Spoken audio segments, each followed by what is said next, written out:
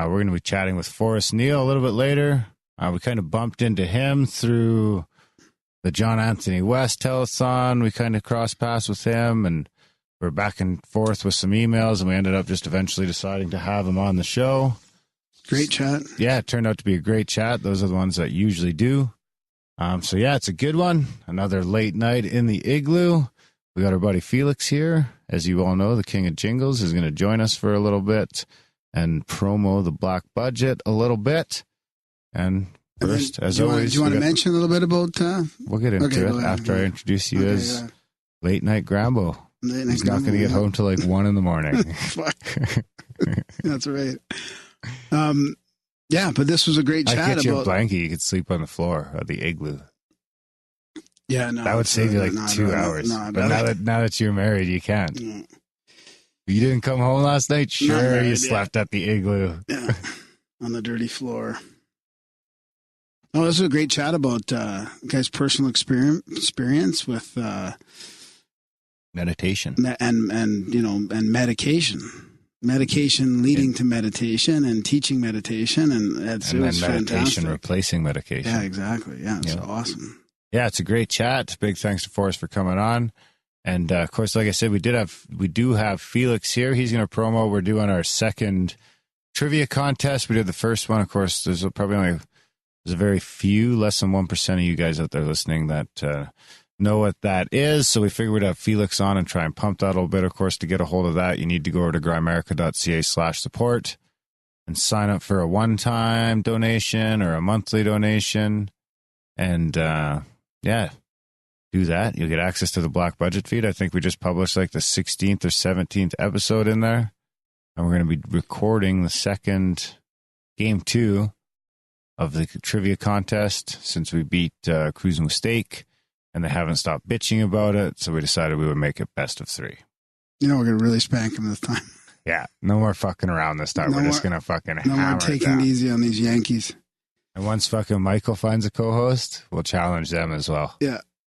Yeah. We actually have people lined up to challenge, so we have to win. Yeah. Well, actually, even if we lose, we're still taking on the the next people. So, yeah, but the Black Budget helps, or the donations help. We don't want to go to ads here, right? We don't want to do No, we don't want to do ads. Like we don't want to do paywalls. Yeah. We just want to keep on chugging along with our vow of poverty and hope that, if you guys keep coming along, a few more people every month seem to be jumping on board as they catch up with the extra content, and the extra content is building up. I mean, there is a bunch of people who steal it, but that's okay too. I'm sure they have their reasons. It's okay to steal bread to feed your starving family. So anyway, we do have the one and only Felix Trebek here, also known as the King of Jingles. And I think he's had the outro music for the last, 3 months, 4 months? You're pretty much just the outro music guy now.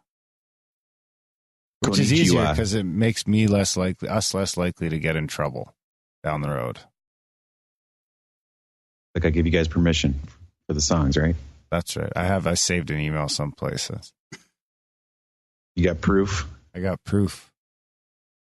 Yes, I wanted to talk about the Leopardy Part 2. Like you said, this is best 2 out of 3 it turned into. You guys versus Cruising with Steak. Did you get your package yet? I did not. I thought that would be coming sometime today. He doesn't believe me now. I bet he doesn't believe me. Nobody does. He's going to get the dose. So this is what happened. I sent him, I felt bad because I just couldn't find the other one anywhere. And I had actually hoped that I'd sent it and he was just going to show up at his house. So I packed up another one. I put extra stuff in it. Mailed it.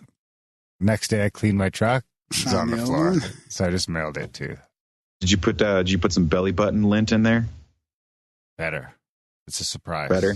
Yeah. Do you have one of those blacklight things? Blacklight to like the see. CSI body fluid detector thing? No. Use that. There's a secret message. Oh, okay. All right, sounds good. So yeah, best 2 out of 3 for Leopardy. So again, somehow, some way, you guys roped me into doing the trivia for you guys. So I'll curate the questions for you guys, and a lot of times I try to think is this a question someone would be able to answer? It's you guys. Would you guys be able to answer these questions? So I curate the questions. Right, there's going to be. I'm pulling out all the stops. There might be some different types of topics that we talk or that you guys have to answer. Might be a little bit of mathematics in this one, so you might have to get You might have to get some pencil and paper out, that kind of thing. Beauty. I'm interested to see how this is going to evolve. And I don't know if you want to. Would you want to sample kind of our brain? What's this little interlude song that we play for? Do you have that on hand at all? I could test out with like a little quick question with you guys, just kind of warm you guys up. You guys ready? Yeah. Random. Right. This is completely random. This is for Graham. Okay. What was the first animated film nominated for the Academy Award as Best Picture? I'll read it again. What was the first animated film nominated for the Academy Award as Best Picture? Toy Story. Jesus. You got the music to cue the music? I do. You better not have been looking that up. I wasn't. I was trying to find the music because I realized it wasn't on the jingle board, and the file's kind of big, so I'm stalling. Oh, Let me see. It's almost. I could just give you the answer and then do another one. No, here it comes. I got to pretend like you're thinking. Not Googling. You're not supposed to be Googling. All right, you already answered it. Wrongo. Answer is Beauty and the Beast. Oh. Does it say a year? Does it say a year? I'm guessing it's like early 90s. Yeah, maybe. It doesn't say the year. You were way closer than I expected. Yeah. Well, you thought it was going to be way back? Way in the 40s. Yeah, no. Because fuck. Yeah, like some of those animated films weren't winning awards back then. Yeah, I guess not.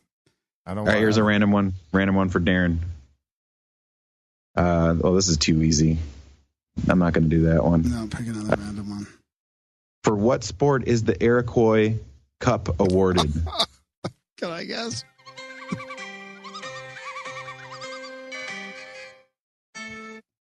The answer is lacrosse.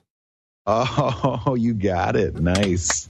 I would have got that too. There's a little taste of how the Leopardy tends to go. Yeah, I wouldn't have known that.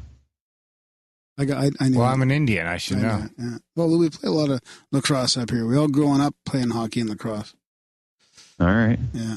That's a little taste of it. And then the cruising mistake guys would go wrong and they would get it wrong. I was going to say scalp hunting or something like that, but that's pretty racist. We have a couple other little side rules that we do for Leopardy, which you have to tune in to kind of find them out. And then I figured, a lot of your guys' black budget content is kind of on the serious side, so I thought this would be kind of something to lighten up the mood in there. Trivia. You guys having fun testing your brains? Absolutely, it turned out great, and it was a blast to record. We had some pretty good feedback on it. We've got some challenges out of it, so I think it'll be a fun evolution. We'll keep it going. Of course, this episode is going to come out on Friday, so. And then people hear about it. We're doing this Sunday, right? Yeah. So by the Sunday, like right around the time you're finishing this episode up, you could be listening to Leopardy Part 1 and 2. Yeah, that's back to back. Yeah. Not to mention, there's also some videos to go along with these. Some private YouTube videos that you get the URL for as well, so you can watch the videos or listen to it. And all for whatever, head over to grimerica.ca/support. For any sign donation, up for a monthly, any monthly, any one-time donation, and we'll send you the link, and you can get in on some trivia. It's fun one. You can be answering along. Do you send the link out on weekends? When we play Michael, we're probably going to lose because Michael said he answered every question correctly. So we got to watch out for him. He's a sleeper. Tend to exaggerate, though. As we're reading the questions, you're like you're yelling at your phone with the answers. You fucking idiots. How do you not know this one? Well, Michael can be our call a friend this time, maybe. That's right. We could probably, or do we have to keep failed? No, I don't think so. Yeah. You might be in camp a designated. Now. Yeah, he is in camp now. So he'll be hit and miss. Last time he was updating his fucking phone when we needed him. Yeah. Okay. So. So one other thing, you gotta put a leash on James Nation if he's in the studio next time. He's heading to fucking Mexico for a while, so we'll be okay. All right. And the other thing that I wanted to promo, I had a promo and a gimmick I had for you guys. If that's okay. I don't know anything about this, so this could go anywhere. The promo is for a new little mini album I put out. It's called Two Sweet Ones. 2 little sweet songs. They're kind of sentimental. Instruments you'll find on that are like acoustic guitar, tambourine. There's some harmonica. I also bought a reed organ from like 1960 from a thrift shop. I didn't buy it in the year 1960. I bought it now. And it's it's just like a reed organ. So you'll find that it's only 2 songs, but they took me forever to kind of master, just because sometimes if you record something bad, you have to really work to like make it sound good. So I didn't record them the best. Maybe one of the songs I didn't record the best, but then I really worked at really mixing it really well. But right now, with my mixing and mastering skills, I'm really getting into a level where I'm actually getting really good at it. I kind of passed a threshold recently where I'm able to really mix things a lot better. We'll throw one down for an outro. Yeah, that's what I thought we could do. Good music to make love to. Something like that. So it's called Two Sweet Ones. And again, you can find that at sirfelix.bandcamp.com. That's Sir Felix, SIRFELIX.bandcamp.com. And again, those are up there for, you can buy them. So I can add them to my little pile of money that I have. And here. I think we're that link is in all the show notes. It's always week, in the show notes. Yeah. So is now we made permanent the link to the Grimerica Christmas video. Yeah. Forever. Yep. That's Christmas all year round. That's right. Every our model kind of hopes that people have the spirit of Christmas all year round. So we'll keep the Grimerica Christmas jingle going all year round and hope that that you guys can head over to grimerica.ca/support, get the extra content, get the leopardy, fucking rock on, baby. So again, buy my songs at sirfelix.bandcamp. The Two Sweet Ones, they might make you cry, they might make you float, they might make you something. And then when you buy Felix's music, he gets motivated to make us some great jingles. Yeah, got it. And then I had another little gimmick here, quick. Last time I played the ocarina for you guys. This time I have an ocarina, but I have a better ocarina. Well, you could eat Spam with that. With the ocarina? Well, Graham once ate Spam with a nose flute. That work out well for you? It was okay. It's teriyaki Spam. With the nose flute? Yep. The nose flute is now in the garbage. We have spoons now. But there was nothing in the studio. That was the only thing. That was back when we only had like 2 supporters. We couldn't afford spoon. But you could afford nose flutes? Well, we still have Spam from listeners in Hawaii. We have to pile through that Spam by September. I'm pretty hungry right now. We're going to have a barbecue. So I got a little number. I can read a little backstory about the song after I play it, but I just thought I'd play it. It's a little quick little ditty. It's an English folk song called Country Gardens. Ooh, I like it. There's a kind of funny little backstory. I read about it, and I thought I'd fill you guys in so you can have something to go along with the song. What do you think about that? Sounds fucking lovely. Go for it, buddy. All right, don't turn your guys' mics down so you can hear me, but don't mess things up. All right, here we go. It's called Country Gardens. It's a real quick one. Here we go.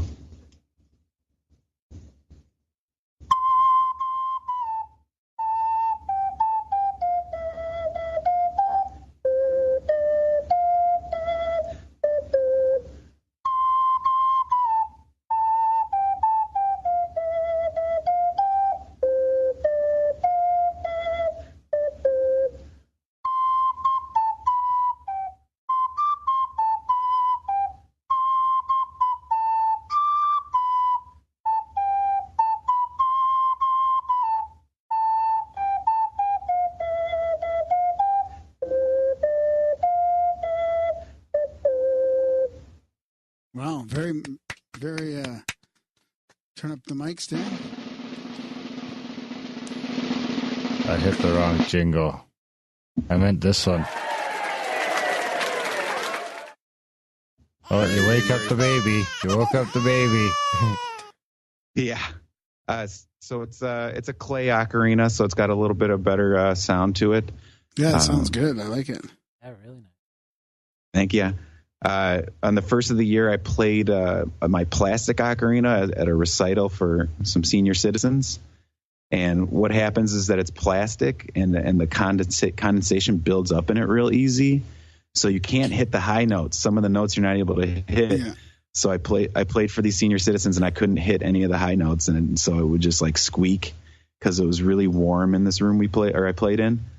But this one, I think it absorbs the condensation a lot better. So I can. It sounded like I was at a medieval fair. I felt like I was in that'd be a good a one medieval to be fair, dancing around with ribbons and stuff, and knights in shining armor. There's knights with shining armor everywhere, and Graham's dancing around with ribbons. Graham chainmail lived in a Monty Python film. Yeah. Dancing around with ribbons. Yeah. Real quick, this is kind of a longer little write-up, but I thought I'd read it so you can have something to go with the song. Yeah, that's right. Absolutely, we do. No, you can stick around. We'll jump into the other stuff, too. You stick around for the whole thing if you want. Sure. Or you can hang out and go to sleep. Okay, he's going to read it right now, yeah. Yeah, hey, you guys ready? Okay. Yes. All right, so beloved of Morris dancers and school orchestras, Country Gardens is an English folk tune collected by Ralph Vaughan Williams' friend, the musicologist Cecil Sharp. Australian composer Percy Grainger famously arranged it for piano in 1918, and the best-known version with the lyrics sung was by Jimmy Rogers as English Country Garden, which reached number 5 on the UK singles chart in 1962. All right, this is where it gets into the good stuff here. George Percy Grainger, and it shows when he was born and when he died. He died in 1961. He was born in 1882. Yeah, it's a long life. Was an Australian-born composer and pianist who worked under the stage name of Percy Aldridge Grainger. A striking-looking lad with blue eyes and brilliant orange hair, Grainger gave his first public performance on the piano at the age of 12, and critics hailed him as a prodigy. Grainger and his domineering and possessive mother, with whom he had a very close relationship, moved to London in 1901. Encouraged by his friend Edvard Grieg, he took an interest in English folk music and, with the help of a wax cylinder recorder, persuaded the locals to sing their rural songs for him, which he proceeded to arrange. This is the good stuff here. Grainger moved to the United States at the outbreak of World War I in 1914 due to pressure to enlist in the military, and lived there for the rest of his life. Whilst there, he arranged the English folk song Country Gardens, the one that I played, as a birthday gift for his beloved mother. It became his biggest success, selling more than 40,000 copies a year in the U.S. alone. By 1925, Grainger was extremely rich and wildly famous. Wildly famous, it says. He was earning $5,000 a week for performances and charging up to $200 an hour for a lesson, a lot of money in those days. But Grainger came to loathe this tune, so he didn't like hearing it. You know, it's kind of like Piano Man for... yeah, I know some buddies who have songs like that. That they just get sick of playing them. Yeah. You know? It's like Piano Man, and Billy Joel probably hates playing Piano Man kind of thing, all right? But Grainger came to loathe this tune, which had become his calling card. At one concert, after he had already given numerous encores, he said, "I have to play Country Gardens or they won't go home." He did, and they did. So they went home. Grainger was renowned for his physical stamina. This is the one last good part, and then on to your guys' next segments, right? Grainger was renowned for his physical stamina and was known as the jogging pianist for his habit of racing. Known for more than that. Something sexual? What's a P word for stamina? Prolonged. The persistent pianist. For his habit of racing through the streets to a concert where he would bound on stage at the last minute, as he preferred to be in a state of utter exhaustion when playing. While on tour, he sometimes walked from venue to venue. Once, after a concert in South Africa, he walked 65 miles to the next, arriving late, still wearing his gym shoes. There you have it. The more you know. What was that? Pretty. I missed that. Was that your ribbon song? Pretty interesting life. This George Percy Grainger. Yeah, I like that. Yeah. Jogging pianist. The persistent pianist. Persistent so once again, pianist. On my I might pop off after a while, but again, sirfelix.bandcamp.com and go check out Two Sweet Ones. One other thing about that, I did the album art for that, but James Cruz from Cruz and Mistake, he's really good with typography. So you guys know what typography is, right? Yep. Is that like copying and pasting letters on top of pictures? Yeah, but there's an art form to it though. There is, and James like has it. Yeah, you want to be able to see like the letters over the top of the picture. So he did that for me as like a favor because I've made a ton of jingles for them. So he made he did the typography for me. So it actually looks pretty good. If you go check out the album art, you can look at the album art and listen to the music simultaneous. The struggle is real. Sometimes I'm trying to line up the stamp so you could read the date and the episode number, and then I just say fuck Sometimes you forget about changing the number on the stamp. One time. That happened one time. Just recently, I was all the stamp didn't match the notes. This is the first time. 271. 271. We haven't even got to 271 yet. He's 261. It was 261. Yeah. Well, 261 came out before 262. Yeah, I know. I was all confused. I did it on Instagram. I'm like, how was this episode before the other one? Yeah, a couple strange things happened there. Bingo, bango. Easter eggs. Down in Graham, going deep. It's a profound UFO quote of the week. Words to ponder and critique. It's a profound... All right, I got a couple FBI memos. Oh, boy. So we just went from CIA memos No, to this is FBI part of memos? my quote. It's in the quote. The unidentified craft appeared to take efficient, controlled, evasive action. That was an FBI memo describing the chase of a UFO over the North Sea in 1947. Ooh, Roswell. And then this one is Army intelligence has recently said that the matter of unidentified aircraft or unidentified aerial phenomena, otherwise known as flying discs, flying saucers, and balls of fire, is considered top secret by intelligence officers of both the Army and the Air Forces. And that was an FBI. Is that what the song Great Balls of Fire was written about, you think? Yeah, maybe, eh? That was an FBI memo on UFOs in 1949. Huh. When was that song wrote? Hey, Google, when was Great Balls of Fire, Great Balls of Fire written? Probably 1951. 1957. Ooh, you're According close. to Wikipedia, Great Balls of Fire is a 1957 popular Okay, stop. song Hey, recorded Google, by stop. Jerry Lee. Stop. That's the first time that little gimmick actually worked. I thought it was Felix coming. I was like, that was fast. Yeah, no, that was not bad. Eh? Felix was pretty close, though. 6 years. 6 years, yeah. That's nothing in geological sense. Eternity. We talking about the constellations for hours. Oh, yeah. Yeah, that went long. Poor Felix is just fucking waiting. Oh, bad. Thanks for staying around, though, buddy. That was good. We got anything else to jump into?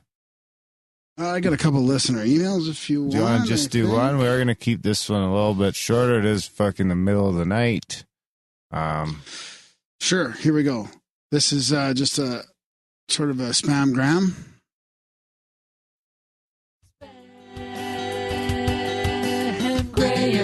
Graham.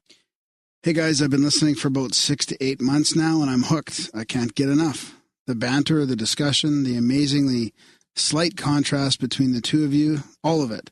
Great guests and superb content. Keep it up, guys. We love it. I found this lady while surfing through YouTube who goes by Susan Humphreys.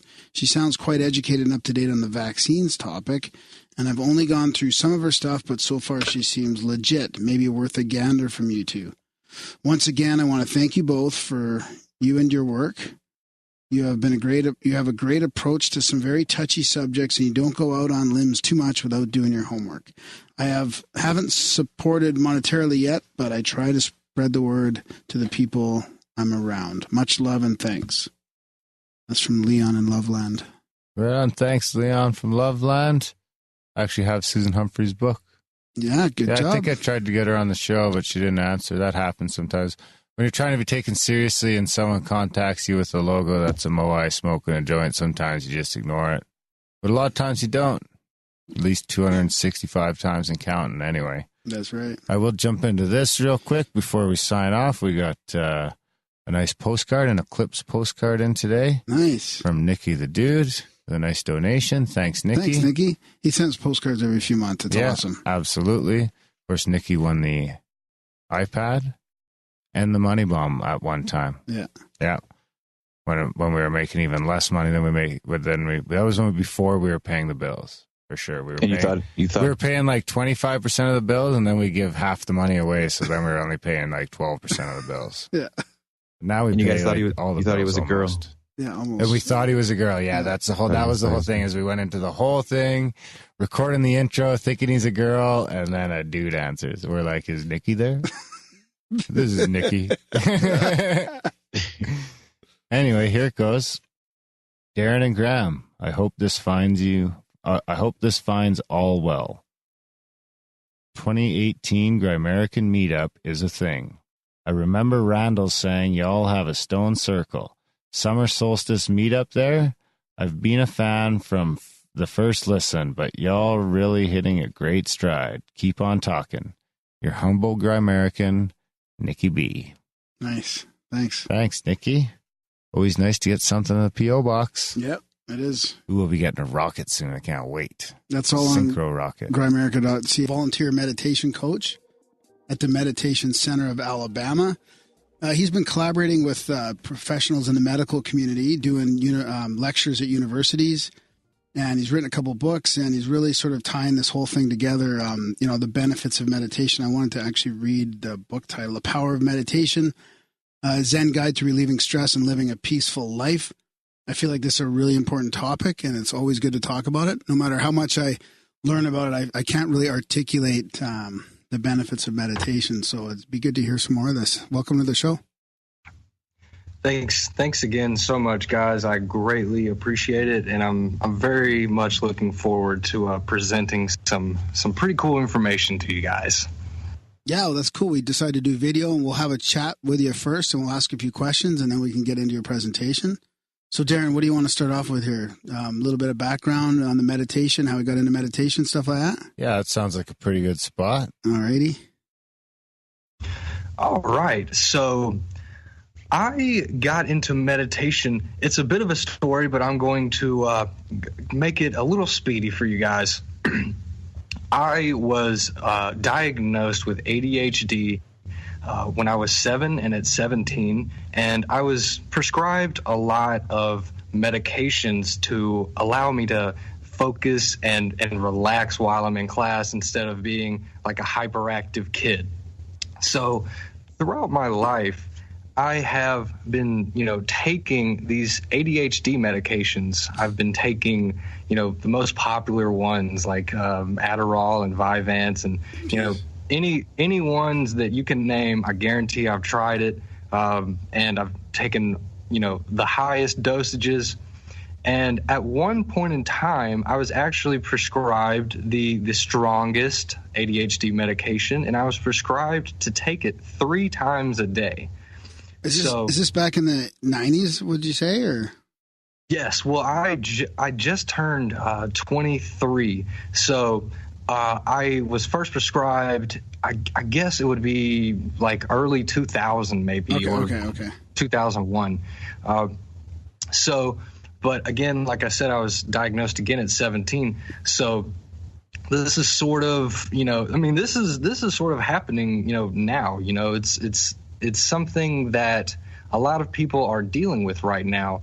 But so, like I said, I was prescribed the strongest medication, and I was prescribed to take it 3 times a day, which when you take it 3 times a day, breakfast, lunch, and dinner, you don't feel like yourself. I mean, you obviously don't because you're on a drug. And for you to every day for several months at a time constantly be in an altered state of consciousness because of these stimulants, it really takes a toll on your mental and physical health. I mean, I lost 40 pounds in 4 months when I was in high school, and I just mentally felt like I wasn't going anywhere with these drugs. You know, it seemed like they were almost like a superpower at first, because I felt really good when I was taking them, but afterwards the come down was just like it would make taking the medication almost like not even worth it, because you're just so cranky and in a bad mood. And like I said, I'm dealing with this 3 times a day, every day for months at a time. And it just got to a point where I knew I needed to figure something out, or else I would be hospitalized for all of the side effects that I was experiencing with the medications. So I started looking into healthy and natural techniques that could help me to support and replace eventually my ADHD medication use. And that's whenever I met the lead instructor here at the meditation center. And I'll have a few slides to go over this a little bit more to show you guys. But her name is Dr. Nina, and she's a psychiatrist. And she sort of specializes in helping people in my circumstance where I'm like overprescribed and I'm looking for a way out.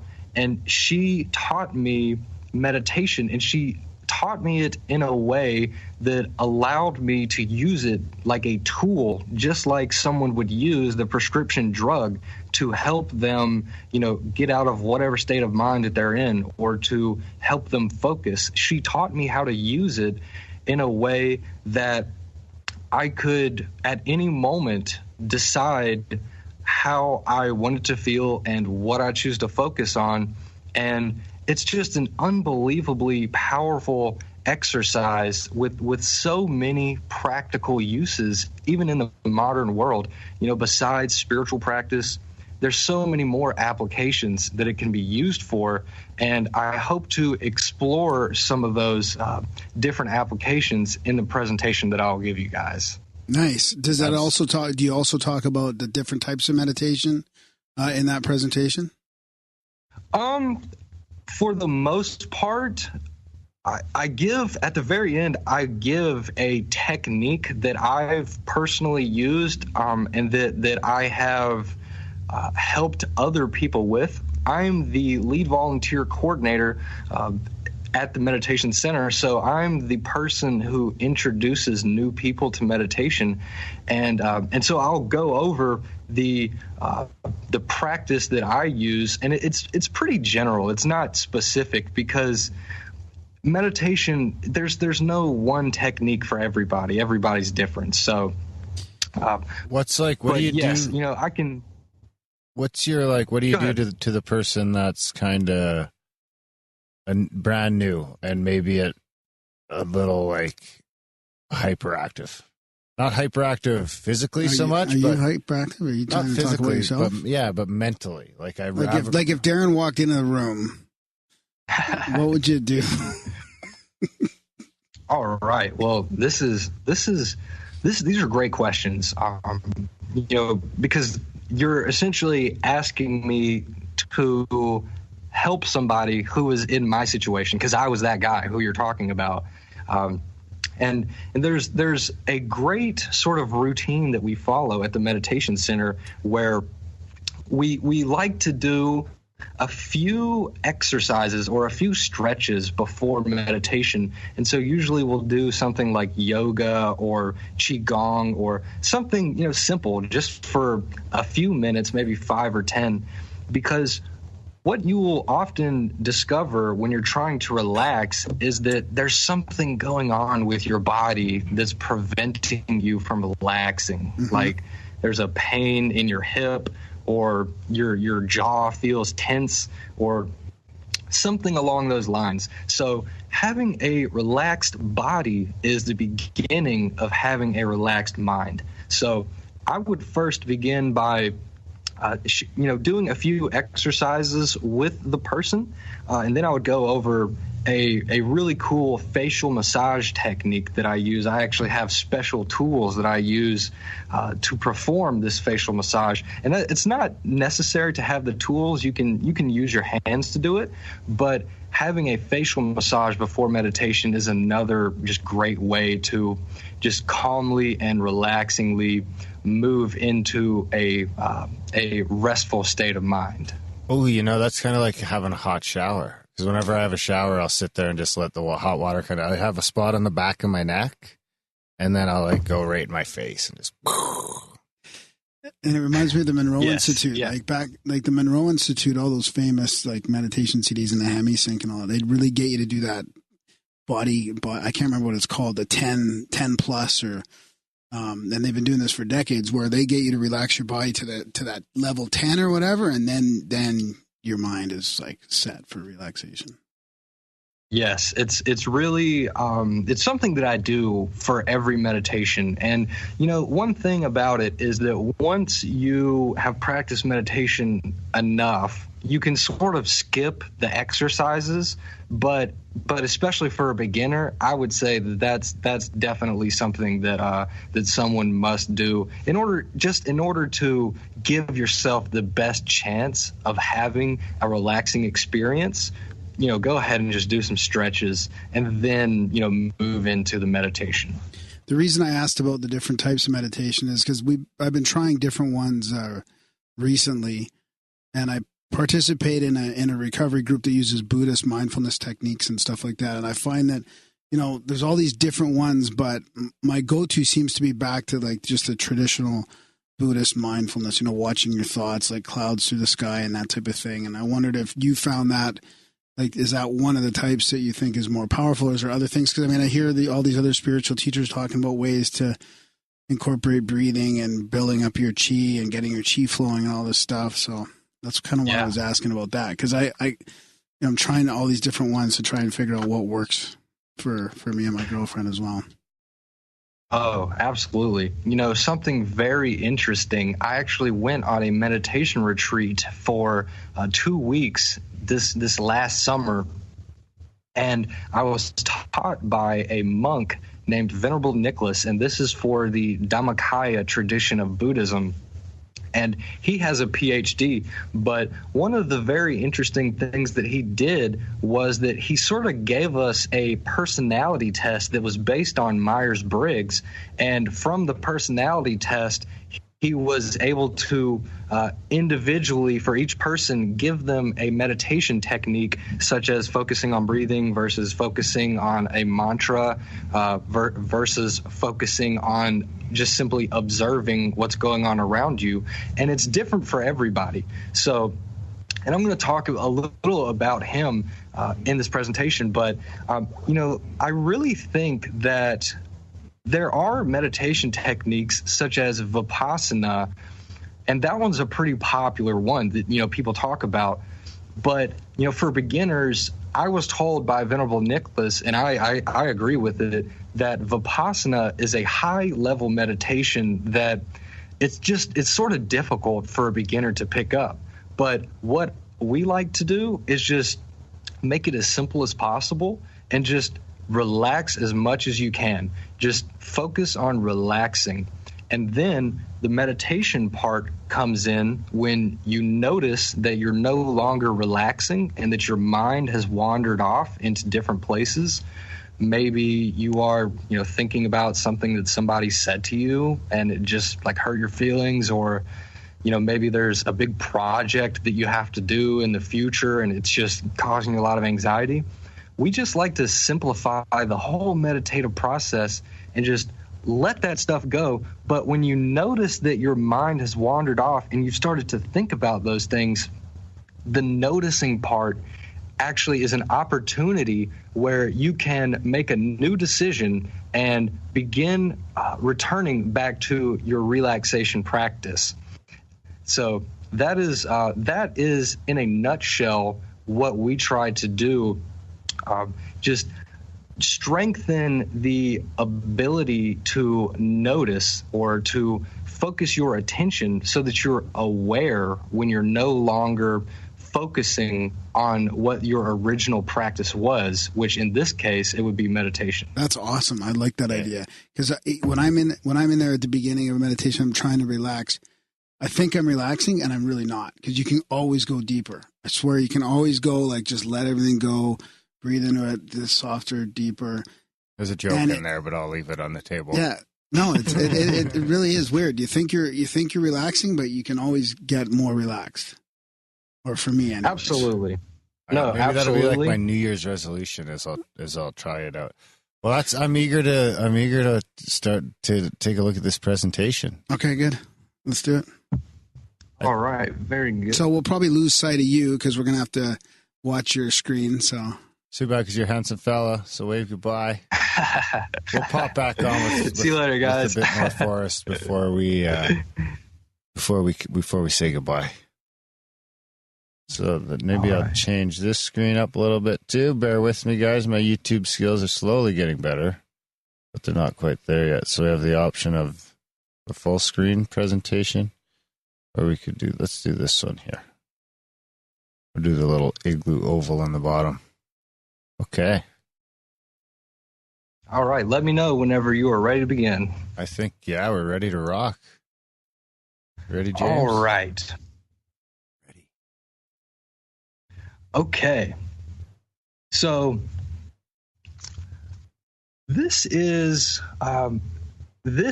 a powerful meditation technique that we can all use in our daily lives, and I'm talking about people in the modern world. I'm talking about everyday people like you and me, where we're driving in our cars and occasionally somebody will cut us off and we will get really mad and we'll yell some words at them. These are meditation techniques that anybody can use. And these are meditation techniques that can allow you to have a level of success with whatever you choose to focus your meditation on to an unbelievable level. This is... what I would like first for you to do is sort of just imagine the current situation in your life that is causing you the most stress and anxiety. And for most people, it's the workplace. Because we have bosses or we have clients that we have to deal with, or whatever it is. For most people, it's the workplace, but it could also be like if you're a parent and you're getting your children ready for school in the morning. That's definitely a very stressful time. Or maybe when you're traveling on an airplane or on a boat, a lot of people experience anxiety during those moments. But what if you could find a way to spend less time in a stressful and exhausted state of mind and more time in a positive and energetic state of mind? And that's essentially what meditation can provide for you in whatever situation that you choose to use it for. So in this presentation, I'm going to share with you guys a little bit of a background about why meditation is important and how we can use it in the modern world. But I'm also going to be sharing with you guys a few different techniques that you could use at the very end that will allow you, if you're a complete beginner, to start off on the right foot. Okay. Perfect.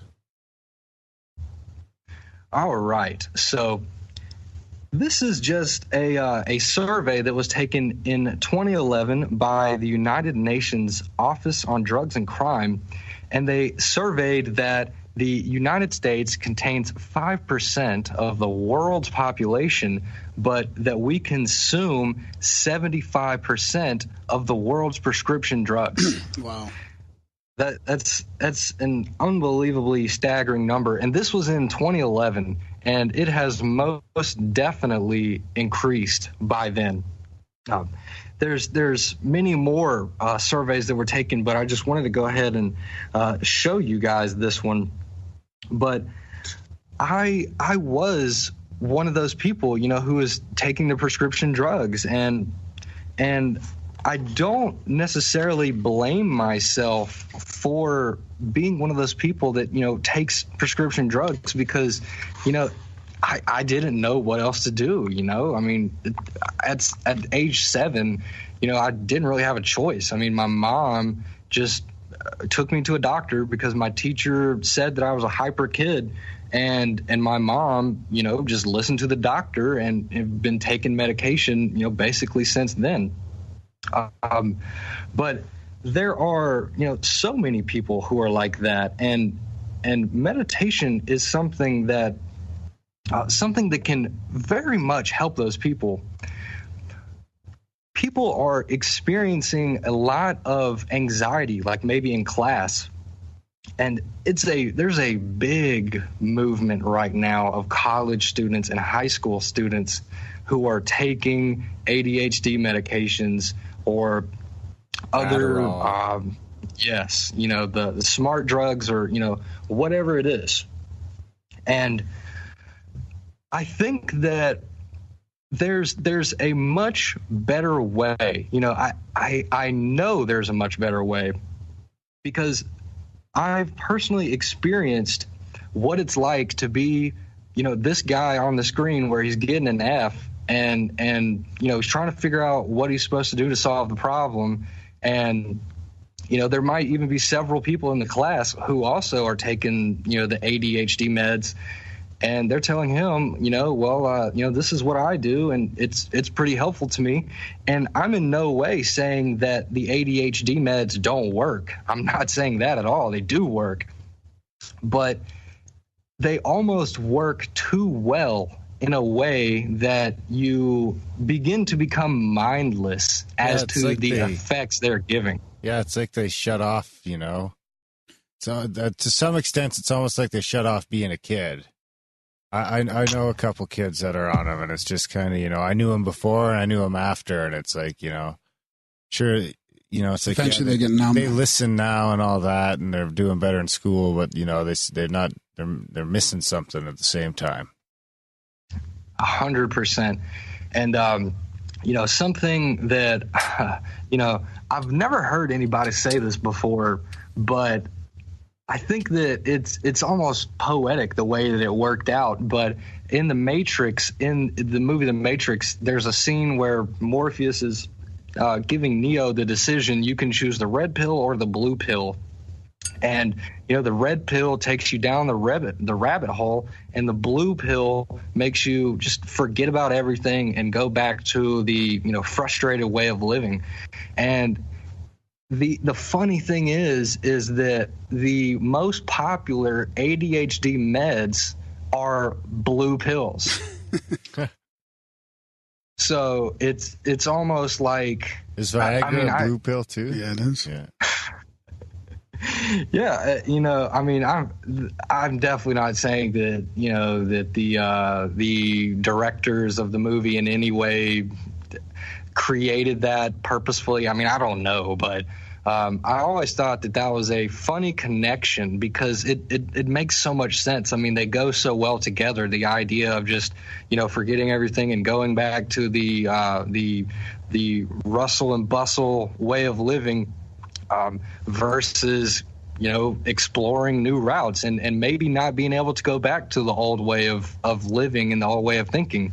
So, that was just something interesting. But, anyways, like I said in the very beginning of this podcast, I was somebody who was taking all of these drugs, and I was, becoming extremely unhealthy, and I needed to find a way out. And that's whenever I went to the Meditation Center of Alabama and I met Dr. Nina Nimitz, who is the lady who is sitting in the meditation posture right next to me in this picture.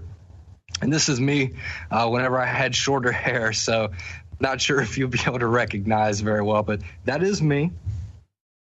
And after practicing meditation for a few weeks, I really began to feel like I'm getting it and it's making sense, and I'm finding a way to practice outside of the meditation class, like in the morning whenever I wake up or at nighttime before bed, and it's actually helping me. And so, that's whenever I began to wean myself off of the meds, because I could see, these meds. At first, I thought they were giving me a superpower, but once I learned meditation, it's sort of like I realized that the meds weren't giving me anything that wasn't already inside of myself. I just didn't necessarily know that I had the power that I had. And that's something that, a lot of people who are taking ADHD medications, I think they really need to hear that, because I hear it from so many people that it's like a magic pill, or that it allows you to accomplish amazing things. And certainly, yes, it does, but it doesn't mean that you didn't have that ability to accomplish amazing things within you already. You just didn't find the way, to do it on your own just yet, So that's what meditation has done for me. And meditation, at the Meditation Center of Alabama, we help, so many people with drug addictions or maybe alcoholism or, depression, anxiety. There are so many ways that meditation, from a medical standpoint, can be highly beneficial. So this was the lecture that I gave. I was invited to speak at the University of South Alabama, and I was sponsored by the Meditation Center of Alabama. And I was invited to speak by Dr. Nina because she knew my story and she knew that I could be helpful to other people. So I spoke to people at the university for around 40 minutes, and it was just an unbelievable presentation. And I spoke a little bit about my book.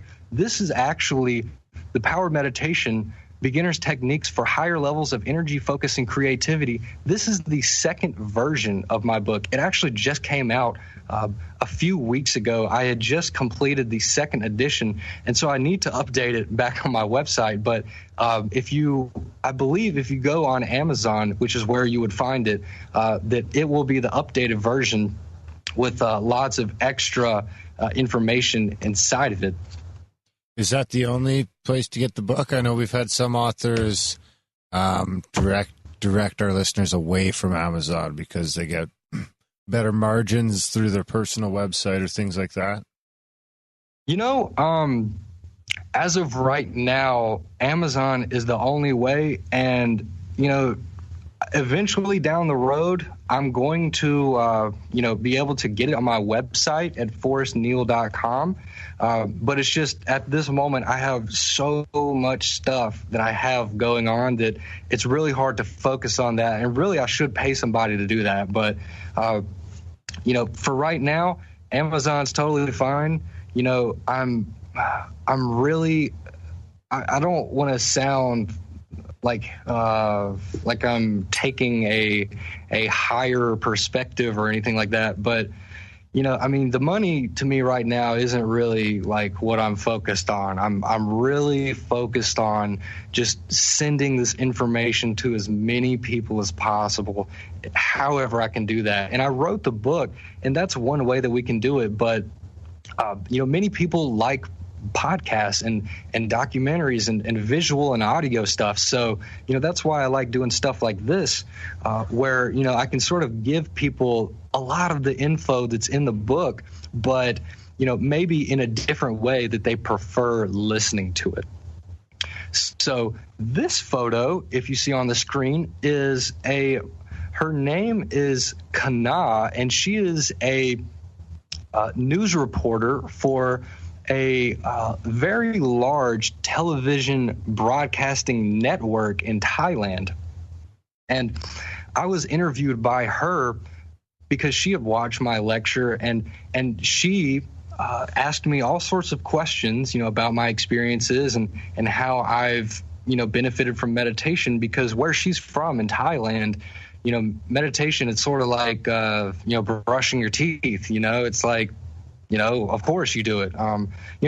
For many people, I should say, it's sort of like just an everyday thing, but they really like hearing the American perspective, because, America is very different, but being able to find a way to relate back to what their practice is with meditation, it's sort of like we're forming a connection, with each other. And it's very, very cool stuff. I've been interviewed a few times. This is at the Georgia Meditation Center in Atlanta. So I've been interviewed a few times there. Yeah. I was growing my hair out at this time. Yeah, well, I'm here in Alabama, so it's actually pretty cold right now. I mean, I'm sure it's freezing in Canada, but no, it's warm here. It's weird. We don't even have any snow yet. It's supposed to. It got real cold at the beginning of the year, and then it's been beautiful. It's been beautiful. Yeah, it looks like it's coming to an end in the next couple of days. Really cold at the beginning of January this year. It's probably going to be. Yeah, it's probably going to be brutally cold in January. Yeah, I think it's probably colder there than here right now. I'm going to have to come, to Canada sometime. Where are you guys in Canada? We're just outside of Calgary, Alberta. Okay. Yeah, because, I live in Mobile, Alabama, which is on the Gulf Coast. We're right on the water, basically. And it snowed here for the first time in 20 years last Saturday, I think. So we just had the warmest day for December 10th or something like that in 132 years.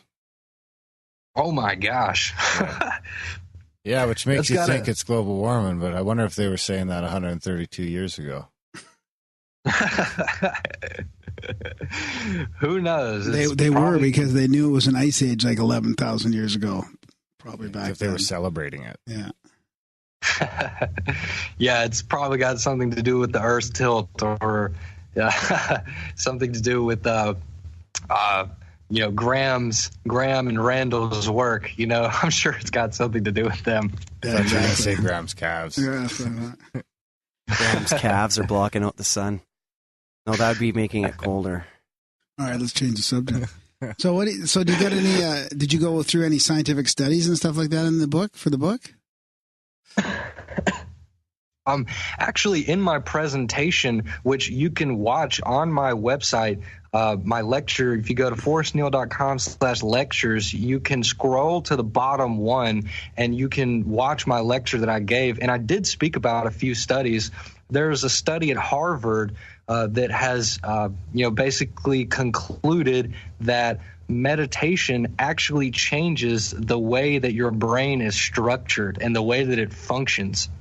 It's an unbelievably, important study to come out and to validate the benefits of meditation, and for it to be at such a prestigious university like Harvard, it really sets a standard, or like a big checkpoint for people in the meditation community to share that what we're doing, like we're actually benefiting from it, and there's something to gain from sitting by yourself quietly and just doing nothing for a while. As contrary to belief as that might sound, doing nothing for a little while is actually very helpful.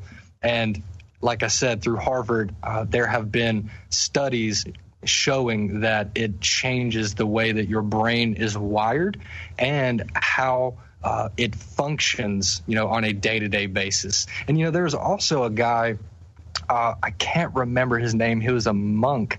There will be many people who know his name. It's this is it. It's Matthew Richard, and I believe he was a doctor. He was a scientist, but he became a Buddhist monk and was essentially given the title of being the happiest man alive.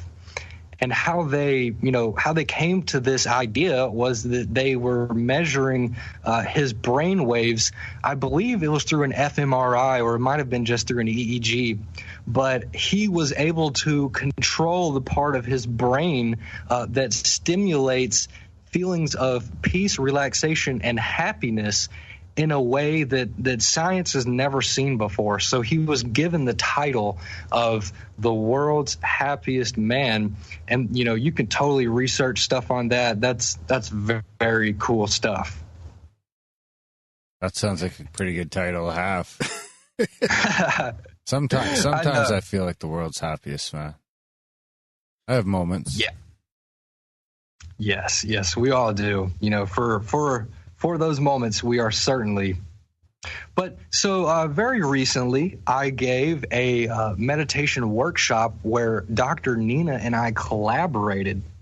So for me, this is one of the biggest steps for validating my personal message, because to have somebody like her who's putting her name next to me and we're both speaking, it really is. It's very helpful whenever you can share that that you work with doctors and that you give presentations, universities, and it just sounds like you really care about what you're studying, and that you have put a lot of effort into it, and that you're trying to make it as legitimate as possible, and that's what I really wanted to do, because there's a lot of spiritual cloud behind meditation, and there's a lot of, woo-woo stuff.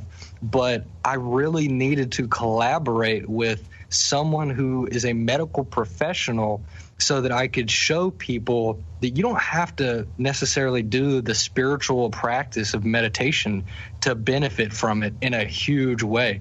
There's many other ways. But so we gave the lecture at the University of South Alabama again only a few weeks ago, and we've had great feedback from it. There's How often several. Is that? Well, they're not exactly scheduled.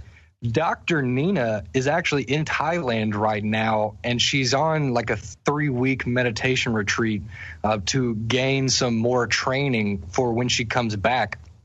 But they're not exactly scheduled, but I typically do a few a year. But this coming up year, I really want to ramp it up, and I want to try to do at least 3 lectures or presentations, before March. So those will be very interesting. I'm going to go into a little bit of deeper stuff than what I will be presenting to you guys right now, but it will be very interesting nonetheless. Yeah, when send us the dates, because we've definitely got quite a few listeners down on the Gulf Coast there.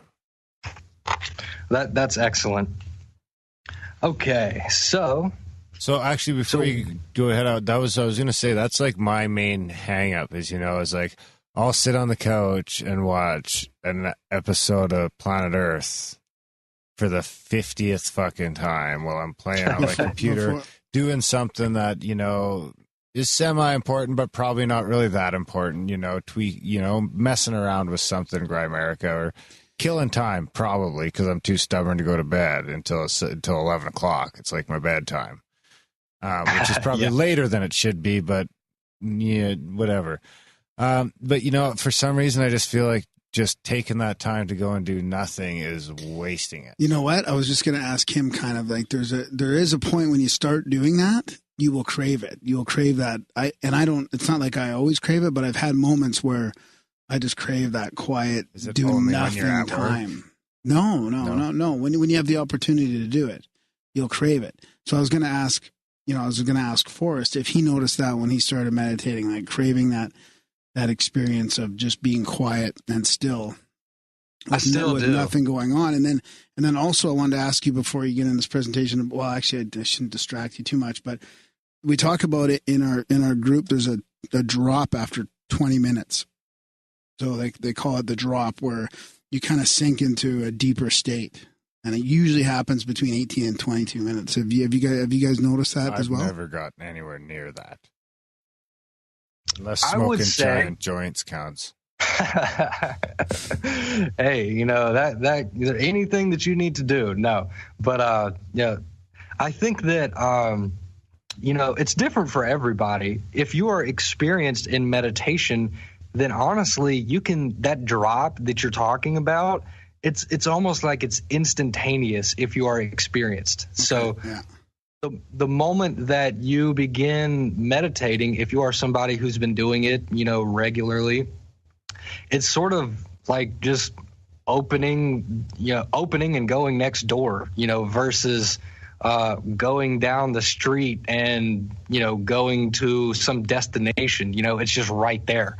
And go ahead. Well, I bet you that relaxation techniques you talked about helps you get to that drop quicker. I bet you that drop is something to do with your body not being relaxed as you start. Absolutely, yes. That definitely does have a lot to do with it.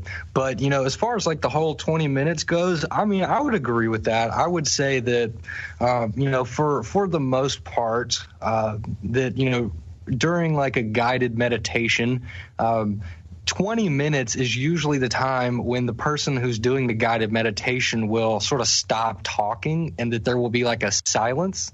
And, usually by that time, most new people, you can see them, they're sort of getting into it. Maybe a few people, not all the way, but 20 minutes is 20 minutes is sort of like a sweet spot where you've allowed yourself to relax away from a lot of the really big stuff that's on your mind. And now, like 20 minutes in, it's sort of just like, the small little details of things that, that are coming to your mind, and I'm obviously, some people may not necessarily know exactly what I'm speaking about, but it's just, during the meditation, the thoughts that come to your mind are, they say a lot about you as a person.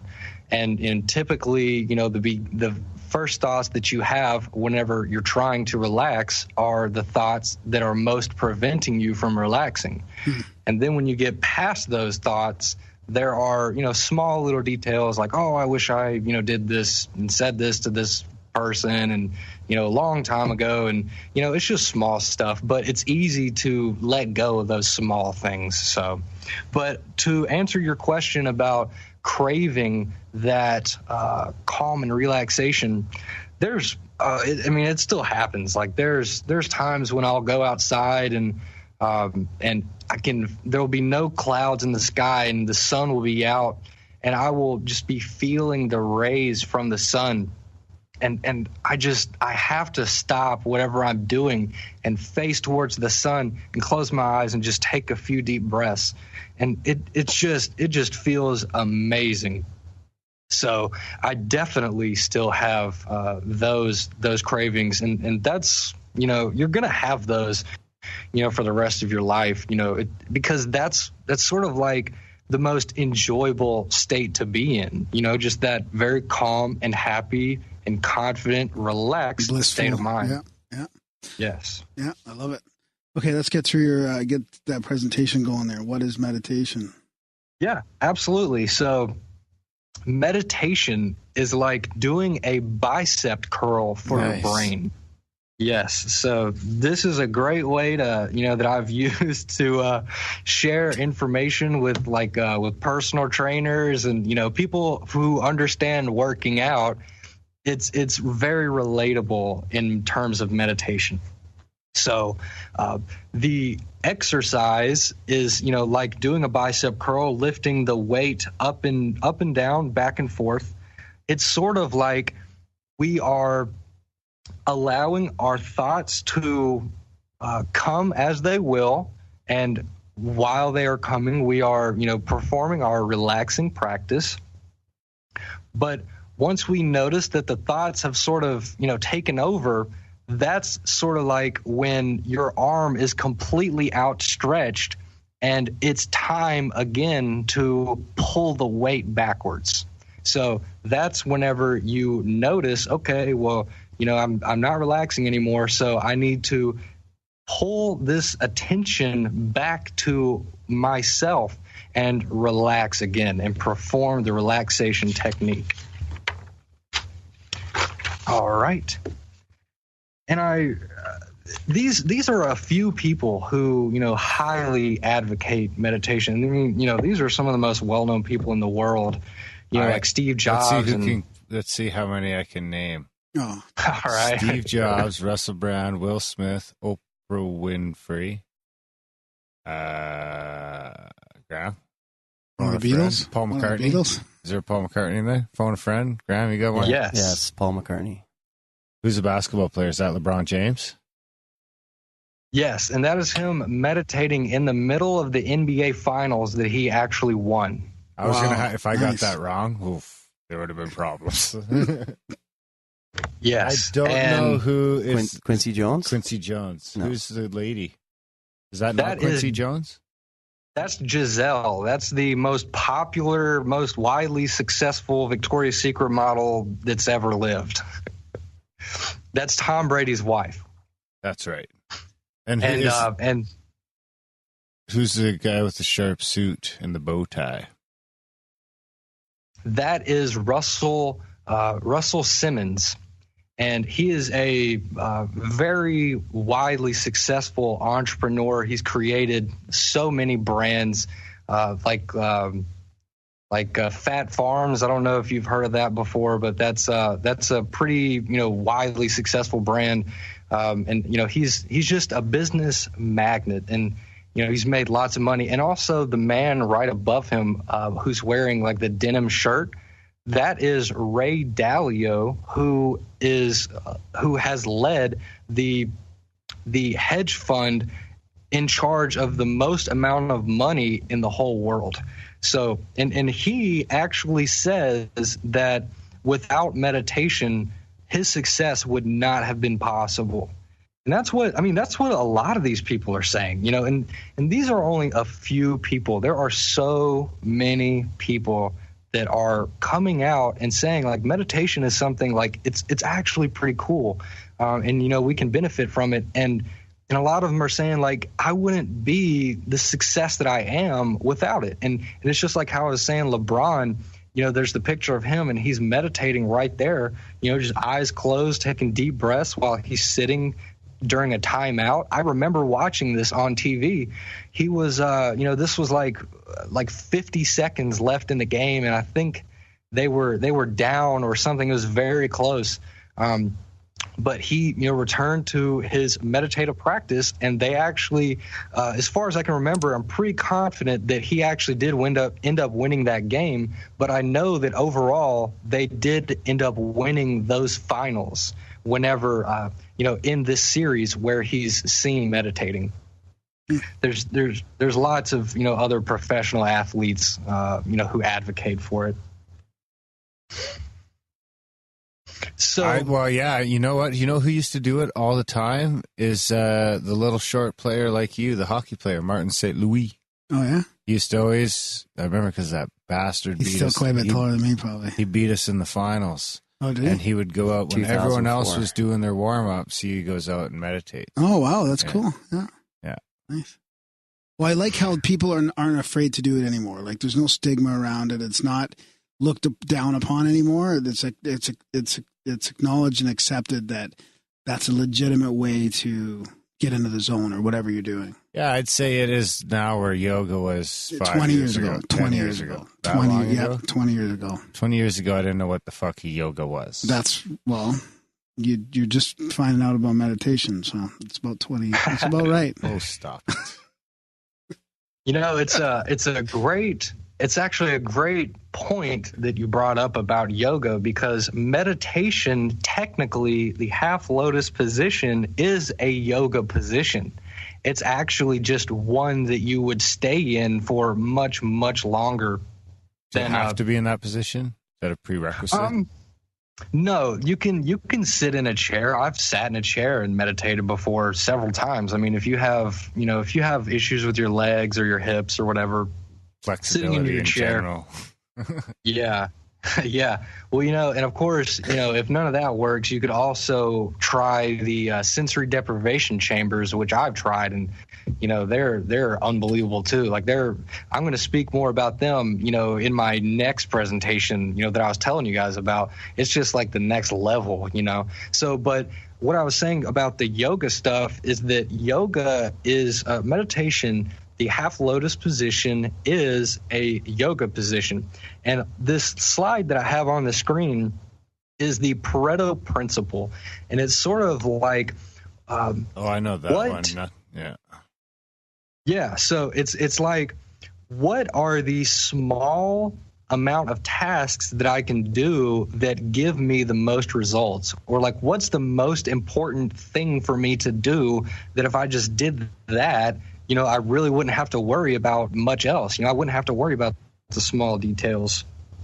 And it's I didn't know about that aspect of it, actually. I was more familiar with the so many employees, 20% of your employees are responsible for half of your productivity. 10% or 5% of your employees are responsible for that 50% kind of or some 80% of your productivity. So what he's relating it to is 20% of whatever you do is responsible for 80% of the results. Yeah, that's interesting. That's correct. Yes, and in particular, these are a few different yoga positions.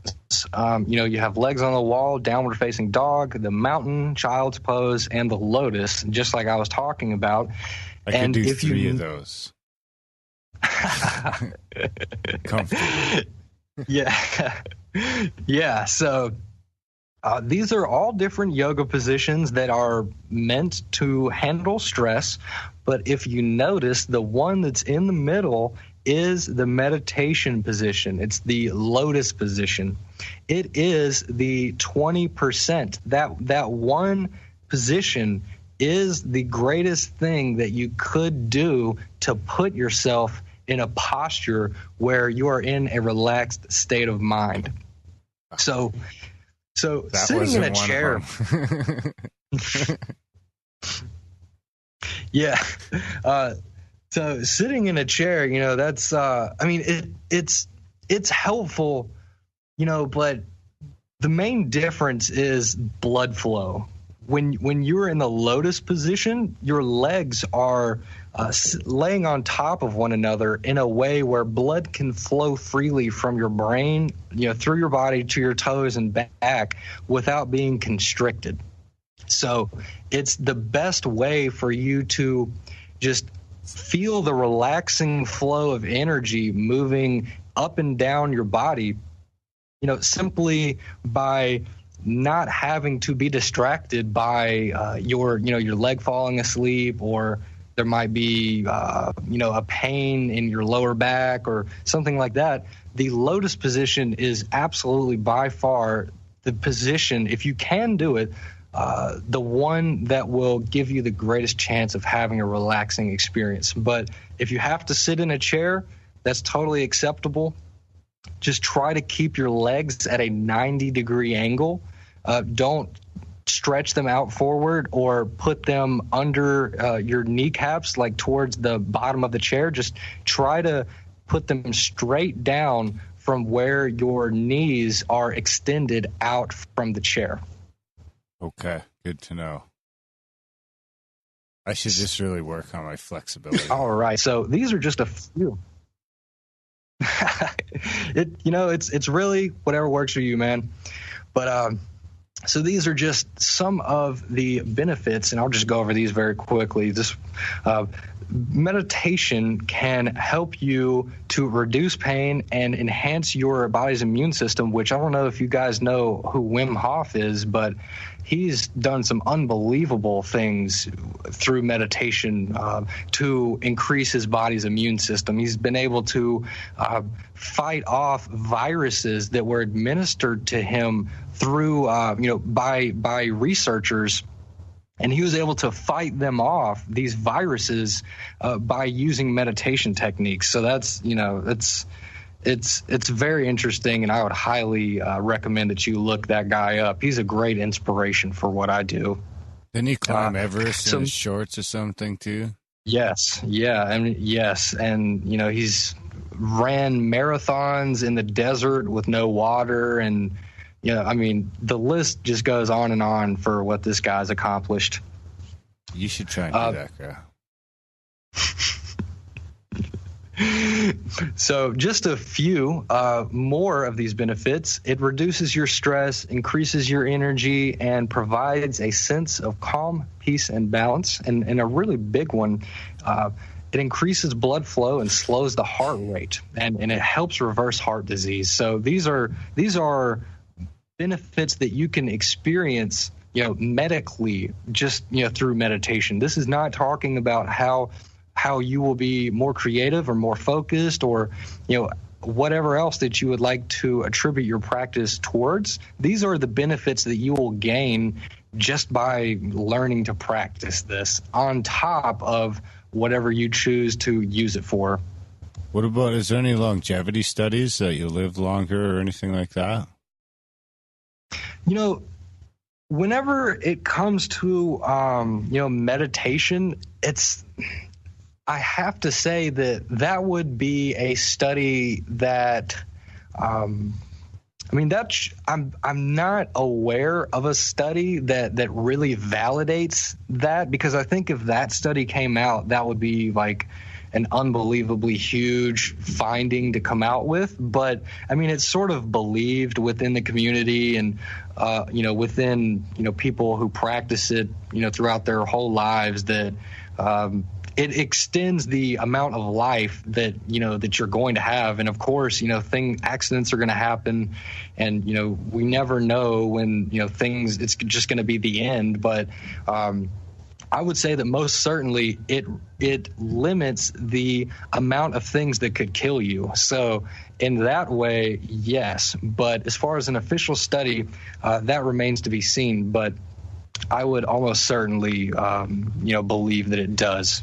It'd probably be tough to control, because I would imagine most people that are meditating on a regular basis are probably, and this might come off as pretentious. I guess I don't meditate, so it can't be pretentious, but I'd imagine they're just healthier lifestyles in general. I strike it like most people I know that meditate, or maybe exercising a little more regularly, eating a little healthier, things like that.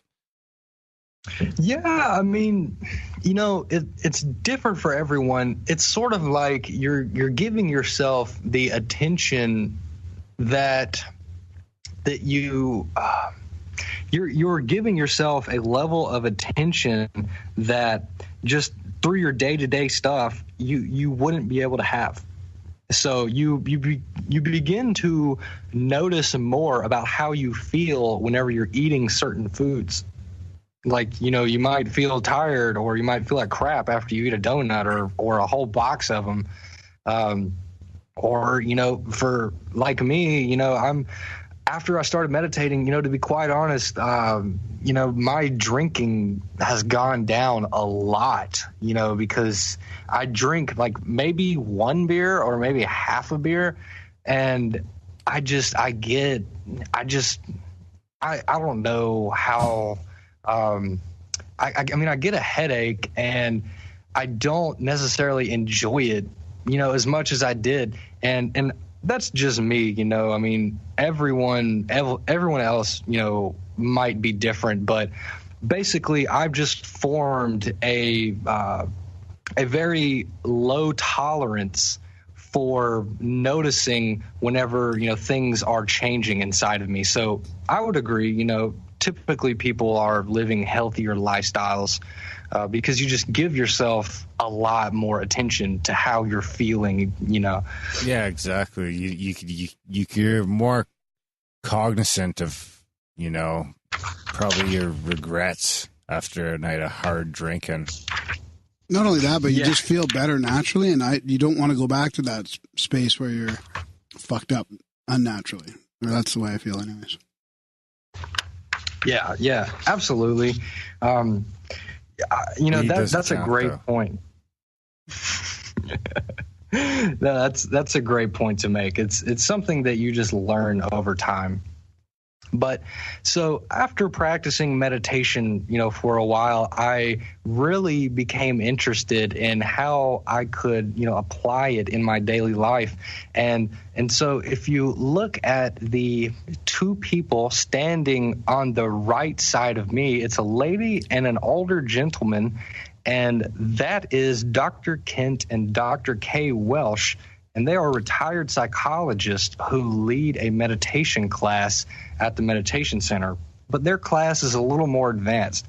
So I began going to their classes, and in their class, got the strange idea that I really want to put to the test my ability to meditate and to relax and be calm and happy at any moment that I want, like literally any moment, like during the middle of a test or during the middle of, the rush hour during, when I was working, at restaurants, or, I wanted to be able to break through all of the chaos that I was surrounded with and find a happy moment of peace, while I'm being surrounded by all that chaos. And going to their class, I had a realization, of like the perfect thing that I could do that would really validate my ability to prove it to myself that this meditation technique really works, and really to prove it to others. Cool. So I look very peaceful. Yes. Well, thank you. This is me meditating in the median of the busiest street in Mobile, Alabama. It's called Airport Boulevard. It's like where all the malls are. It's where all the restaurants are, everything. And I would go at the busiest hours, in the median, and meditate for, an hour or 2 hours. And this was at 7 a.m. So this was like when everyone's, going to work, and you're in their cars and they're in their, get ready for this, this horrible day, or, for whatever it is, for a lot of those people, I'm sure like they're really excited. But, I know for a lot of those people, they're really stressing that it's Monday and it's 7 o'clock in the morning, and they have to go to work. But I'm in the middle of all of that, and I'm reaching relaxing states of mind. I mean, these people are driving 40, 45 miles an hour, only a few feet away from me. And the way that this photo was taken, it makes the median look a lot bigger than it actually was. But, if I stretched my arm out and I leaned in the direction that I was stretching my arm, I could basically touch the gravel of the road where these cars are driving. So they're very, very close to me. I'm feeling the wind blow off of the car and hit me. And, there's the smells of restaurants in the air, and, people are honking at me and saying things to me, like yelling out of their windows. And compliments mostly, or? Oh, I live in the South, so, I get a lot of, people saying like Jesus saves, and lots of stuff that people think, I'm doing something that goes against their beliefs, but it's completely the opposite. I mean, meditation, you could totally incorporate it into Christian beliefs, or whatever beliefs that you have. It's getting closer, to who you really are, and that forms a stronger bond with you and your spiritual practice. But, anyways, I'm distracted by so much surrounding me externally. And there are lots of internal distractions that I have that, we all deal with. Like I was saying earlier, thinking about things that people said to me that make me feel bad, or thinking about what I'm going to, say to my really stressful boss whenever I go to work, later in the day. And, of course, there was also the thought, like, what would the people who know me think if they saw me meditate, for however long in the middle of the street like this? I mean, they sort of people in the South, meditation is just now breaking out into the South.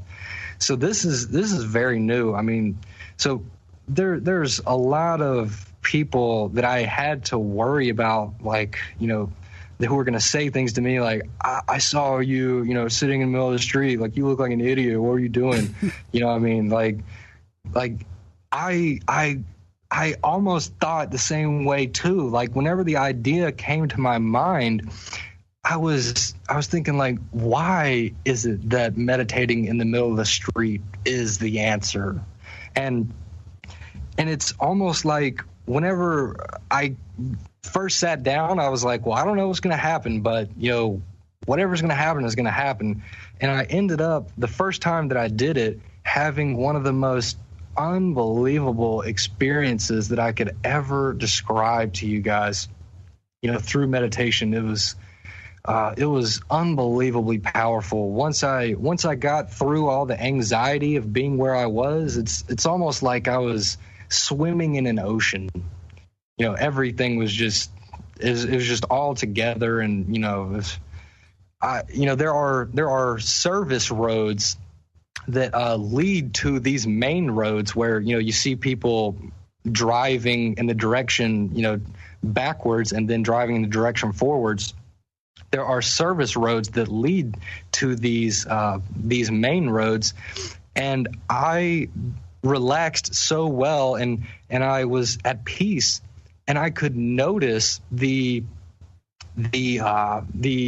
patterns of the traffic that were going by. So I could notice when it was a line of traffic at the main light that was driving past me, and also when it was just people getting off on the service road, and it was a much smaller group than people who were in line from the main road. So it's sort of like I began to notice the structure of the traffic that I was surrounded by. And going on a larger and larger scale, I begin to notice the patterns and the structure of, the way that the Earth rotates around the sun, and the way that the sun spirals around the Milky Way, and the way that we're all just allegedly sort of in the middle of allegedly. The way that we're all just sort of in the middle of this gigantic symphony that's taking place, and there's so much. Yeah. There's so much that's going on right now at this very moment that we have no idea about, that our minds, we can't comprehend how much is going on outside of, what's going on just right now. So that's interesting to me, because that really sounds similar to like an LSD or a psilocybin experience, where you can kind of step outside yourself and start taking a look at. I mean, I remember times when I was on LSD, like even being able to see like the thought processes and mannerisms and little like fucking goofy little anecdotes and twitches that my friends had, you know what I mean? And you could almost see like the repetition of their body motions and fucking like seeing bigger patterns. Yeah, exactly. Or stepping back. Yeah, exactly. Like he's discussing being able to do in the middle of the freeway. Yeah. I don't think I could do it in the middle of the freeway on acid.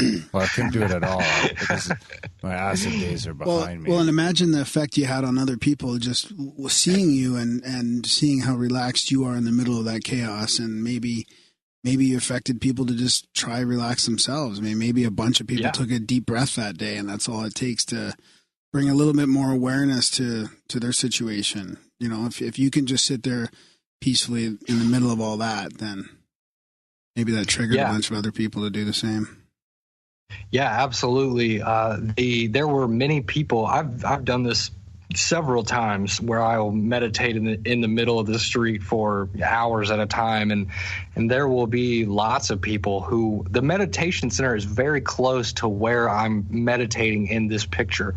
So there will be lots of people who would see me, and then they would go to the meditation center and they would talk to the people who, I mean, these are people who have never tried meditation before, never, didn't really know a whole lot about it, but they see me and they're immediately intrigued, and then they go to the meditation center and they begin, asking questions and learning more and maybe even begin practicing. And you know, to be honest, that really wasn't what my goal was. Like, I didn't do this to get attention or anything like that. Like, it was really to figure out myself and to figure out like what meditation really is.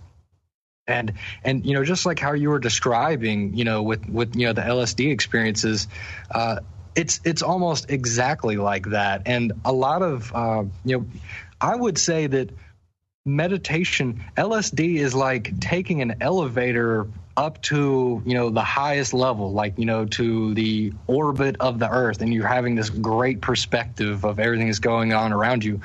But once you take the elevator, you know, you have to come down, whereas and you come down quickly, but through meditation, it's like taking the stairway up to the great perspective that you had, just like when you were on LSD, but it takes much longer for you to come down that stairwell once you've gone all the way up. And so you experience the whole calm, relaxed, and widely aware state of mind for a long time. I mean, you begin to implement that idea of being in a large awareness into your daily life, you know, because I mean, I've done LSD before, and, you know, I've experienced that, and I mean, I enjoyed it, but, you know, I wanted to find a way to have similar experiences that maybe weren't as frightening at times. And, you know, of course, you know, I can't be taking a psychedelic that lights my brain up like a light bulb for the rest of my life, you know? So you know, it's another reason why I became interested in meditation, because it gave me the same perspective as whenever I was on LSD, but it allowed me to maintain that perspective, you know, for weeks, months, you know, for as long as I'm practicing meditation. It's like one continuous, I mean, I guess to relate it would be like one continuous trip that just never ends, but it's much more manageable, it's much more enjoyable, and you can benefit from it much greater than, you know, taking a drug. And it's just much more advised by medical professionals. Currently. Right on. I think psilocybin's making a comeback, baby. Yeah, probably. Maybe not LSD. Yeah, LSD. But psilocybin. Yeah.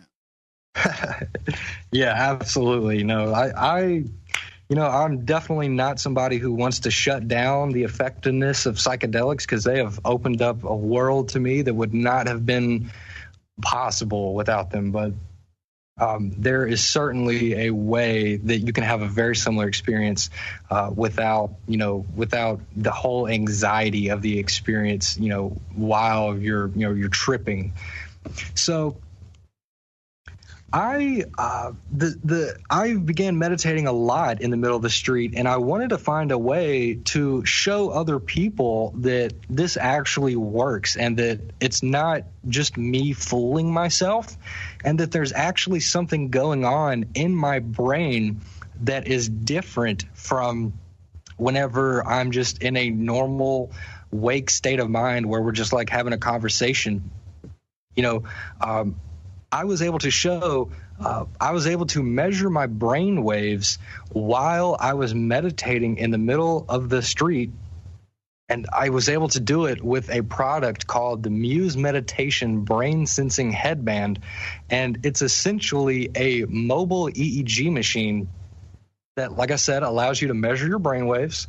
And by putting myself in the extremely chaotic circumstance of, you know, sitting in the middle of the street, cars passing by you, smells food in the air, thinking about what people would think if they saw me, all that stuff, I was able to show that in that state, in that circumstance, I was still, for the majority of the time, able to remain in a relaxed and restful state of mind. And so you can see, if you look on these charts, it's divided into 3 sections: the active state of mind, which is really like the that's probably where I spend most of my day. That's where most people spend most of their day. That is that's generally like when you're having a conversation with somebody, or when you are actively working on something, or just when you're in an active state of mind. And then the other 2, yes, contemplating. The other 2 are the neutral and calm states of mind. And so neutral is sort of like in between, like almost relaxing, but not necessarily at that level just yet. But the calm is where you are definitely in a deep and relaxed state. And if you notice, there are at certain points some pretty big spikes going up and down in the neutral and the calm areas, and this is where people would honk their horns at me, and I would just be shocked up for a second, but then I would immediately go straight back down into a calm and relaxed state of mind. That's really interesting. I imagine there's a lot of honks. Well, it depends on the time of day, and whenever whatever people are feeling like. But I think people. The thing is, they like to get as close as they can to me before they honk, because they really want to see me like jump. and I've just gotten to the point where I sort of expect it now. So it will make me sort of have to it will wake me up and make me have to like go back to my practice and relax again, but I don't jump anymore like I once did. And the fact that I'm not jumping whenever a car is like 5 feet away from me going 40 miles an hour and honking their horn at me is like, it's almost like that's not the way things should be. But that just tells you how much I have trained my mind to do these things. And by the way, I'm somebody who supposedly needed ADHD medications in order to function in society like a normal person. I was somebody who this is just to be able to relax. I remember it, just to be able to relax. It was incredibly difficult. I always needed to be doing something, like always moving, constantly, talking or thinking, or, never a moment of just chilling and just doing nothing. And it was just, go ahead. No. I was just going to say it shows you a good example of how much potential there is with this and a lot of people, right? And healing and there's doctors now getting involved, which is great. I've heard a couple other doctors trying to get people off of medication through cognitive, stuff and meditation. And, I was just thinking the other day too, a couple of our Reiki teachers here in Calgary, like my Reiki teacher's a doctor, and I know another doctor, psychiatrist, who started out in the spiritual type meditation stuff. So there's a real like cross-discipline thing happening here. And I think what you're doing is really important work. Yeah, well, thank you so much. Because it's so meaningful to me to see people who come to meditation class and who have just unbelievable experiences. Like we were talking about the lady before this podcast started. It was a lady who had lots of emotional issues going on with her life. And for very good reasons. She was a veteran, so she had seen a lot of things. She had a lot of PTSD and anxiety.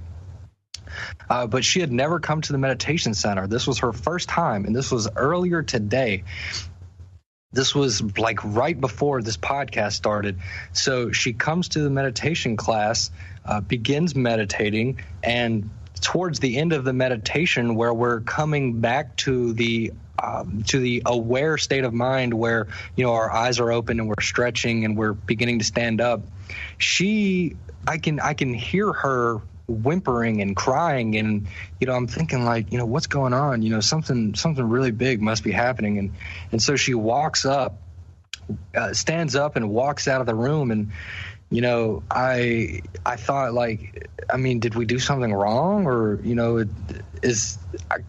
really didn't think we did anything wrong, because all we were doing is just sitting around and doing nothing.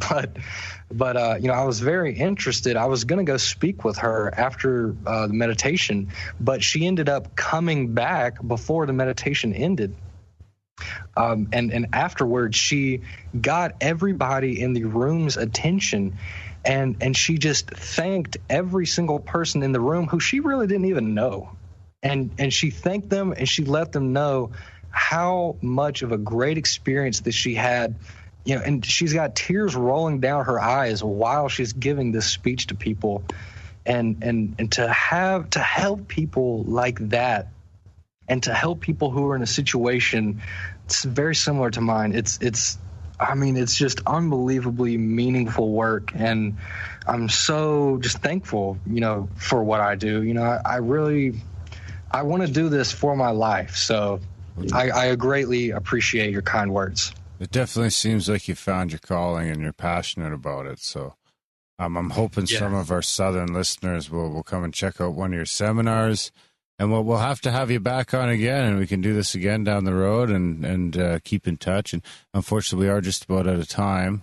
You know what? That's just fine. I was just about to ask you how we were doing. I wasn't able to get into the meditation techniques, but if you can totally learn about that by going to my website at forrestneal.com. And I have all of my information. I have my lectures, and I have a short little course that you can follow that will, if you're a complete beginner, will allow you to have a great meditation experience. It was all engineered to give somebody who's never practiced before a great experience the first time that they tried it. So it's totally okay that we weren't able to go over that information this time, maybe next time, but you can totally find it by going to my website. Yeah, absolutely. We will, and of course that'll be in the show notes as always. If people just swipe right or whatever they have to do to get to the show notes on their podcast playing app, the link will be right there. And I would definitely like to. This went really well. We should do this again. Yeah, let's do it again after one of his newer presentations when he includes the sensory deprivation stuff, and we'll get into it again. Yes, and that's going to be the first of the new presentations that I'll be giving. So that will be pretty early on in the beginning of the year. So I'm very much looking forward to that. Beautiful. Right on. Alrighty, so thanks for coming on. We'll link to everything in the show notes, and you have yourself a good night. All right. Thank you so much, guys. You're welcome. Take care. No, thank you. This went great. Like I said, I'd be happy to do this again down the road. Yeah, this was super. Okay, and we'll just say goodbye to everybody. Not only that, hopefully, I'm sure you'll get some emails from some other shows after this as well. So if you don't mind if I share your email with some other hosts, that I'm sure will contact me and try and get in touch with you. Absolutely, yes. You can totally do that. Perfect. Okay, well, awesome. Thanks, Forrest. Thanks for coming on the show. And what's that, Graham? The YouTube? Yeah. I'll shut that down after. Yeah. I've lost my cursor on the bottom screen, though.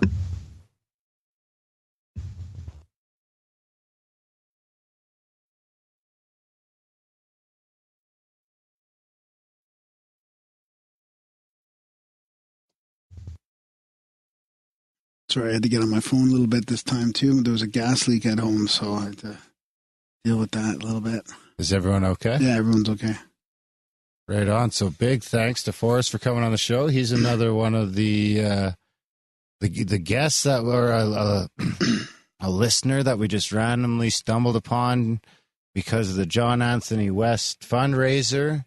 And we can do just the turns outro out to be later. fantastic. This is the outro. We're doing the outro right now. No, it's too late now. It's happening. So just get on board. Okay. That was great. Yeah, it was. Yeah, it was fantastic. I needed some more inspiration for meditation as well. So I'm thinking this might have been the inspiration I needed. good. Right Maybe on. I'll give it a whirl in the new year. Over the Christmas break would be a good time to maybe try and do some relaxing. Yeah. Right on. Good. So We should do it together one day. And I'll guide. I'll guide it. No. You're not guiding me anywhere, bro. Sorry, no offense. Big thanks to the guys for coming into the live chat, which I'm shutting down right now. But yeah, that's thanks for you guys for checking that out. It's always fun to have people in the live chat, which we do from time to time sporadically. So it's best just to follow us on Twitter. It'll probably usually be Wednesdays, but it'll be Yeah, it'll usually be on a Wednesday. But other than that, we don't really have any fucking idea. So it's best to just follow us on Twitter or be in the chats or something like that, because if you're not, you might miss it. Right on. So yeah, check out grimerica.ca/support if you don't mind, guys, and sign up for a monthly there if you can to help us keep having these chats without any commercials, any paywalls, any bullshit like that. Sign up for a monthly today, do a one-time donation. If you can't afford to do that, there's a bunch of ways to support the show non-financially in the show notes. So do all that shit. All right, guys. Thanks for listening, and we will see you next week. It was a bright morning. I fell asleep on your lap. Your baby belly was kicking, twitching. Consider me the luckiest man alive. Consider me the luckiest man alive.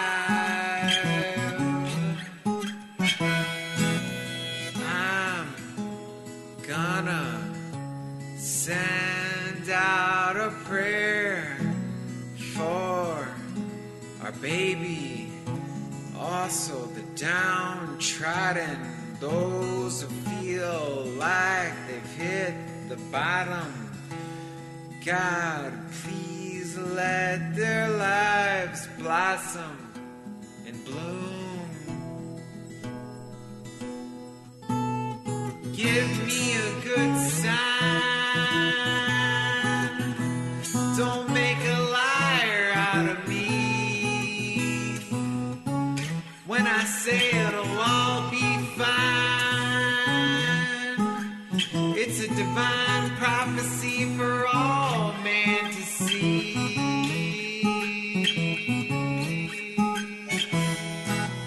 We've come a long way together. The love you show me makes me feel light as a feather. Be it a poetic moment, let's let this last forever, forever, forever. We're gonna have a baby, do-do-do. We're gonna have a baby, do-do-do. We're gonna have a baby, do-do-do. We're gonna have a baby, do-do-do. We're gonna have a baby, do-do-do. We're gonna have a baby.